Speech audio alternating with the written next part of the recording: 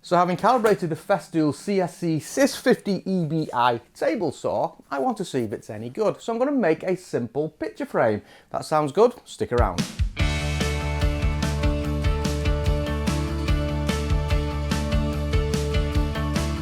So welcome back to The Woodgrafter. I hope you're all well. In the last video, we did an unboxing, a review, a calibration, a commissioning, and a very quick first look at my new table saw from Festool. What I now want to do is to put it through its paces. I'm going to make a very simple picture frame.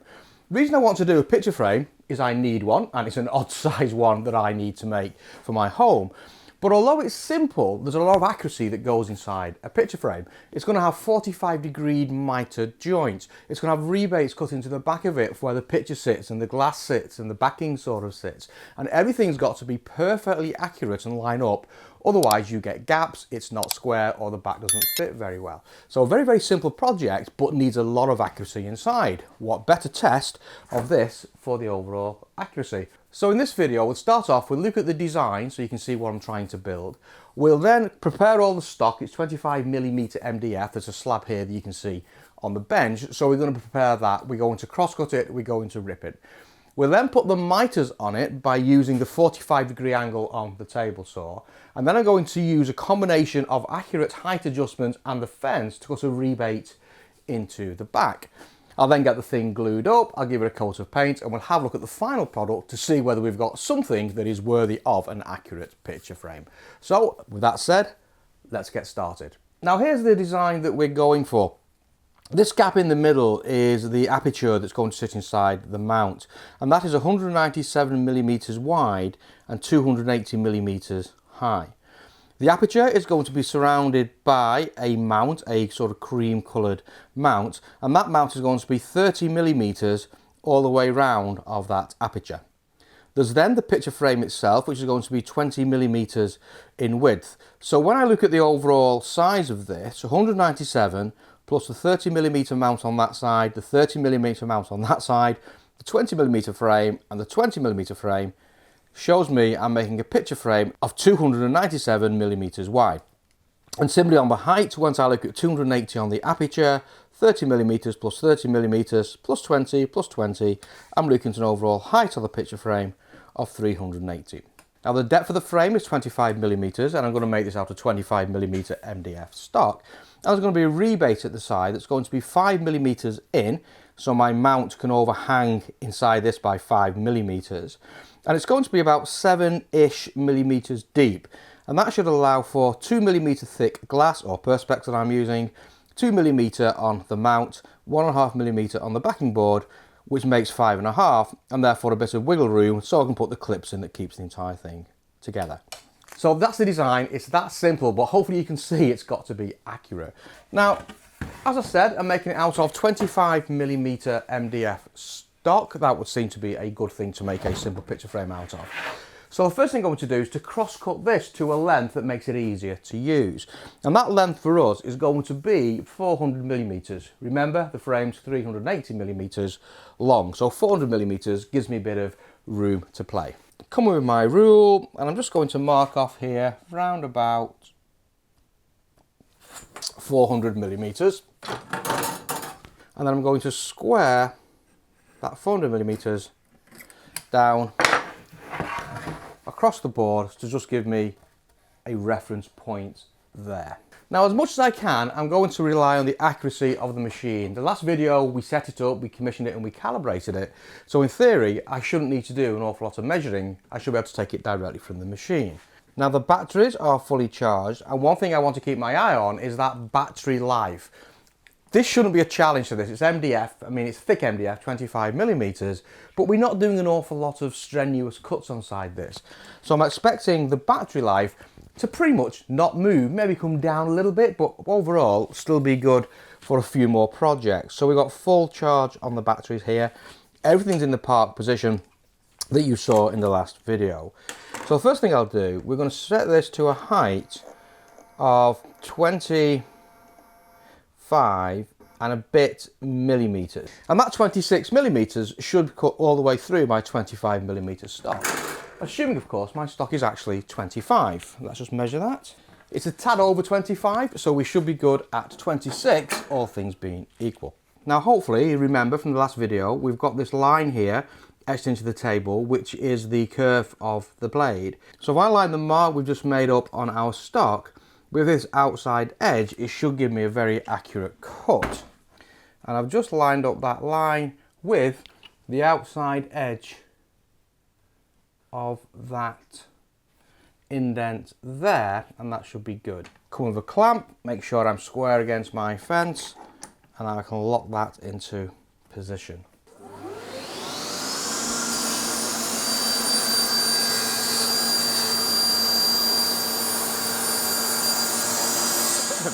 Now the blade we're using here is the fine tooth blade, and you can see that at that setting we put, that 27mm, it's cleared that beautifully, but it's not too high. So that looks good to me. And the cut it's made is absolutely beautiful and pristine.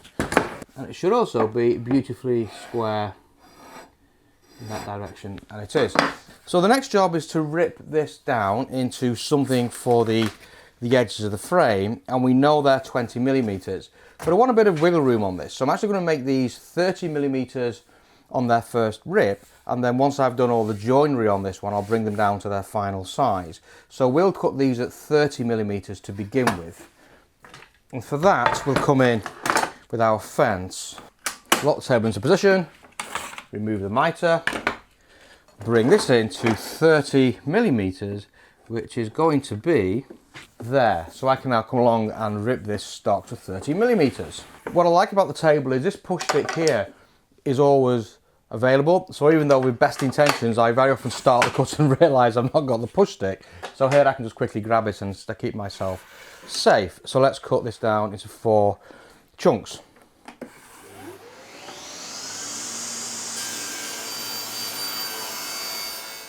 So we've now got our 4 pieces of stock, 30mm wide in theory. Yep, they look good to me. So 30mm wide. So now what I want to do is to put the 45-degree angle on these so we can make those nice mitre joints that we're looking for. So just to help me to visualise, I know I'm going to have a 45-degree angle in that direction and a 45-degree angle in that direction. And I'm going to come in with my 45 and just mark that off. And similarly on this one, it's going to be 45 in that direction and 45 in that direction. So again, I'll just mark that 45 off. So they are all nicely marked up with 45 degrees. Now there's a couple of ways that we can make this 45-degree angle. We could come in with the mitre and we can set the mitre to 45 degrees on that stop, and I'm sure that would work incredibly well. But what I want to do is to actually use this here. So I want to come in and make our cut. And there's a few things I want to try here. We've now got the angle at 45 degrees, and that's maintained the height of the blade at 27. But don't forget that we're turning our stock on its side, and we know that this is now 30mm. So we want to raise the height of our blade to 31mm, somewhere above 30, to give us that clearance cut. Now what I want to have a play with now is this curve, this indent here that represents the curve of the blade, because the blade's now over by 45 degrees. Wouldn't it be awesome if this edge here, this outside edge here, lined up with the outside cutting edge of the curve? So to try that, I'm going to line up my mark with that edge and make the cut. So I'm just lining that up with the outside edge of that curve. I'm going to lock that into position, and in theory this should now give me a beautiful 45 cleared to a point there, lined up with that line. Let's give it a go.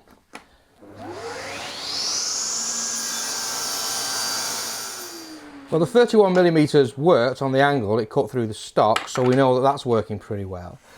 And if we actually look at this cut line here, and this is exciting, you can see that the end of our angle has indeed lined up with the outside edge of our curve indicator, that line. So that is fantastic.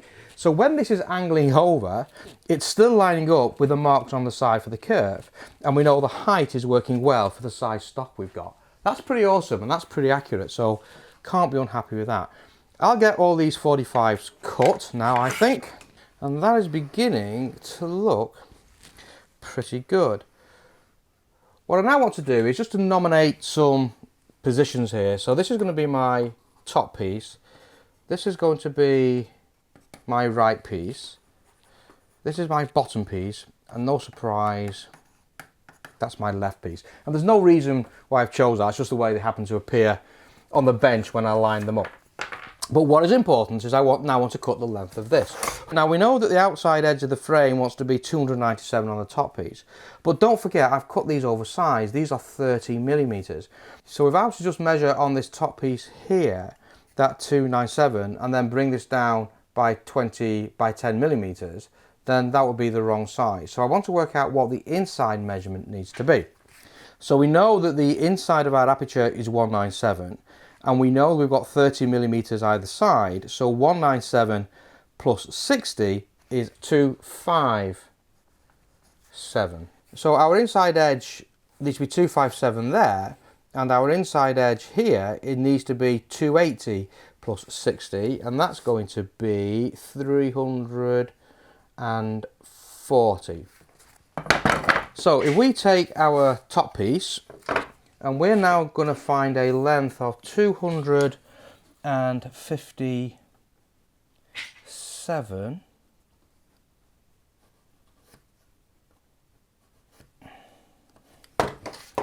So that gives me 257 on the inside edge. And in theory, when I bring this down to its final 20 millimeter resting place, the outside length should be 297. Makes sense? So we'll cut this now at this 45 degrees. I'm going to square this across just so you can see what I'm doing. So you can see I've just transferred that 45 degree angle to the other side so you can see what I'm lining up here. So I'm going to line up that 45, because we now know we can use our curve line, which is awesome, and extend this out a little bit to give me room for a stop block, and then I can lock that into position. And then I'm going to come in with just a scrap piece of MDF and a handy Andy clamp, and I'm just going to clamp that at the end as a stop block, because I want the bottom piece to be exactly the same. Just checking myself, I've got my angle here, my counter angle there, that looks good, I know the distance is good, fantastic, let's make the cut. I can now bring this piece in, make sure the angles are right as well, slide that up to my stop block, lock that into position and make the cut, and this should be the same. And that's lining up incredibly well, so mission accomplished. I want to use the same trick now on this bottom one, on the left and the right, and we know that's going to be 340 from our calculations, so I'm just going to mark 340 in, and again I've just brought the 45 degree angle round. Now I want to use the same technique, but now you're noting that this fence here isn't actually long enough. It's a limitation of the machine. But what we can do is to change this fence out, and just taking that knob there allows us to slide off that fence. And this fence here that's on the rip fence is also removable. And one would hope that by design that fits on here as well. So we can now come along and we can slot in this fence, and that now gives me a fence that's long enough to do what we need to do, the repeatable stop. One thing I would have liked to have seen on the Festool is some stop block feature here. This does have a groove on top. I'm sure we could manufacture a stop block. But wouldn't it be great if somebody brought out a third-party aftermarket fence that could slide on here, that would have measurements we could calibrate on it so I didn't have to mess around with all these lines, and also a stop block to get repeatability. And it just so happens that somebody has, and that company is benchdogs.co.uk. And I've got one of those coming, but I don't want to use it on this project because I want to do a thorough review on it, and I want to look at the capability of the Festool machine here, not with a third-party add-on onto it. But I'll leave a link here in the video and also in the description below if you want to go along and have a look at that fence system that I think enhances the functionality of this. And if you're not subscribed, subscribe and hit the notification bell so you don't miss out on the video when I get hold of that one and we put it through its paces. And if you do want to order one before the video comes out, don't forget to use the code TheWoodgrafter at checkout for a discount. Back to the project. So now I can use exactly the same technique. I can line my line up, lock that down, come back in with my stop block, and we can make this cut. Now, all things being equal, left, right, top and bottom, we should now have the makings of a pretty good, pretty square frame. Wow, and that's not bad, is it? So that's looking pretty good. These joints are going to close up incredibly well, looking good. And though this is not the final size, I've got 5, 1, 2 on that angle, and I've got 5, 1, 2 on that angle. So it looks like we've got something that's square.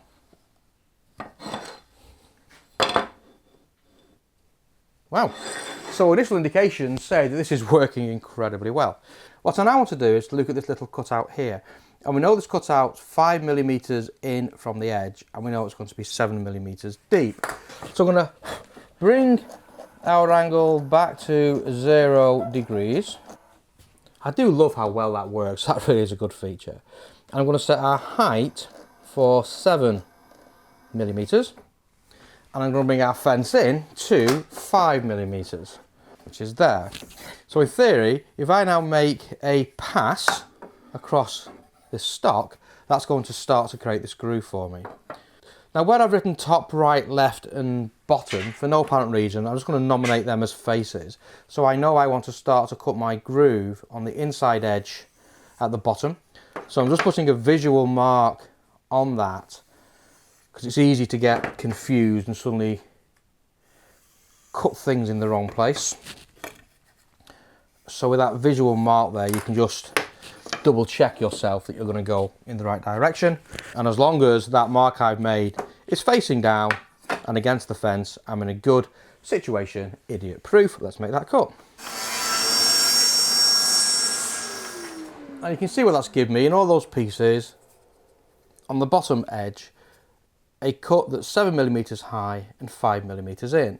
So what I now need to do is to cut this, and that in theory should be 5mm high and 7mm in. So with the height of the blade now at 5mm and the fence set at 7mm, it should be no harder than just whizzing through there and taking that last piece out. Looks like I've gone wrong on my thinking somewhere because it's not quite come out. So I'm going to raise the blade by another couple of millimeters, and this will make this recess 7x7, but that's okay. Yeah, what I did there, I didn't allow for the kerf of the blade on that. That's why it's 2mm out. The kerf is about 2.2mm on that blade, and that is about 2.2mm out. So that was my error for not allowing for the kerf.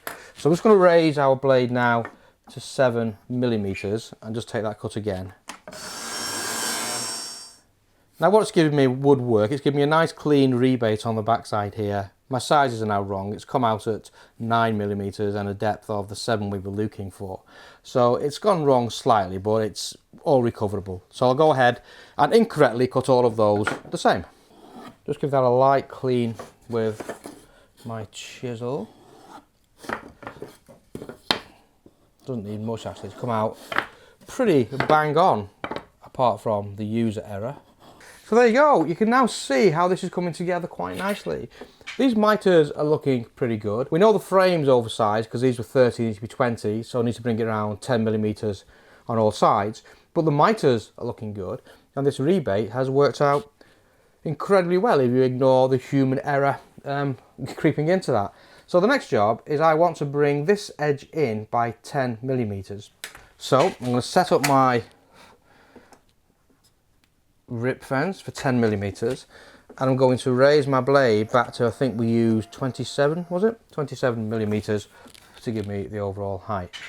Now these are going to be a little bit tricky to push on here, even with the push stick. So I'll just use a scrap piece of MDF just to push this through, because I don't want my fingers going near the blade. And I'll also turn the table around so I can concentrate on what I am doing.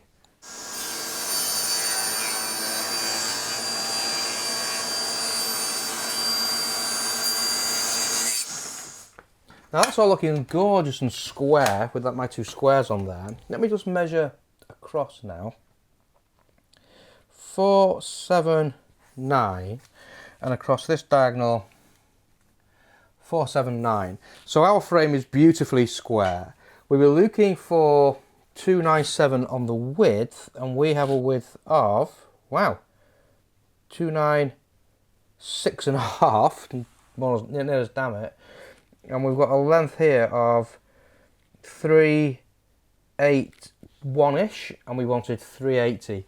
So within a millimetre all the way round, that's pretty much the size we were looking for. So a combination of my schoolboy maths and the accuracy of the machine has worked well. We've got a frame that's the right size, we've got a frame that's square, we've got gorgeously tight miters when that's glued up, and we've got a very, very clean recess inside that, and everything's come out pretty good. I'm going to get this thing glued up, and then I'm going to give it a couple of coats of eggshell paint, and we'll come back together and look at the final product. See you in a few minutes. And there we have it. That's come out incredibly well. A framed picture of David Bowie with the frame all created on the Festool CSC Sys 50 EBI, and it's come out really, really well. Give it one coat of bin 101 just to seal all the MDF, then a couple of coats of a white chalk paint. And I've not done any fettling at all of the frame. I just removed any glue marks and the pencil marks I had. But apart from that, it's off the tools. Miters came out incredibly tight. You can't see any gaps at all. Everything is beautifully square and lined up. Gorgeous clean finish onto the cuts. And everything's looking good, and even on the back there you can see the miters have come out really, really well. I use this tape these days just to hold frames together. I've moved away from pins, and I've 3D printed a little bracket there to hang it on, and that's looking awesome, I think. So very, very simple test, but one of those things that's got to be accurate if it's going to work, and that's come out really good. So I'll get that thrown up on the wall now, and we are good to go. Now in terms of the table saw, really pleased with the way this is working and the way it's coping. Accurate cuts both on this fence and on the height. Forget the user error I made when I didn't allow for the curved blade. We recovered it pretty well. Angles are precise. It gives us really clean miters. I love the fact that when this angle's over, it not only just protects the height of the overall blade, but continues to line up to the kerf guide on the tabletop there. That makes precision so easy, so easy and so repeatable. The control that you get on the digital gauge with the 0.1 millimeter, the 0.1 degree is awesome. You can really dial this thing in the way that you need it. Dust extraction could be a little bit better than it is. I mean, it's okay, keep cleaning the surface down, and you will need a dust mask if you're using this for a protracted period of time. Dust collection could be better. And for those people who've been asking me, I did try it with the guard on as well, and it does make a difference. It is better, but it's still not perfect. There's still dust in the air when you're using it in that manner. The battery life did go down a little bit on these. Now don't forget, these are doing a number of things. They're not only powering this, but they're Bluetooth as well, that signals the vac to kick in when you need it. So there is quite a lot of work on this. But I do think for prolonged use, a second set of batteries, so you've got one on charge while you're using one, and that will give you continual cutting on this machine if that's what you need, but just factor that into your overall investment.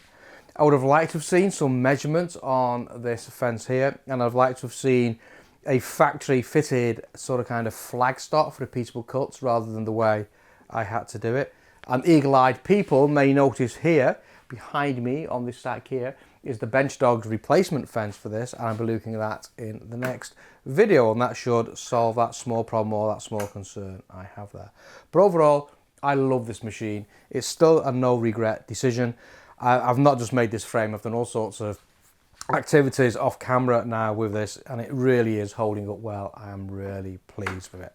That's it for now. Any questions you have, drop them in the link below. Look in the description where you'll see a link to this fence, and we'll look at that next time so you can get a jump start on that video if you want. And all that remains to say is look after yourselves, take care in the workshop, and I'll see you next time on The Woodcraft.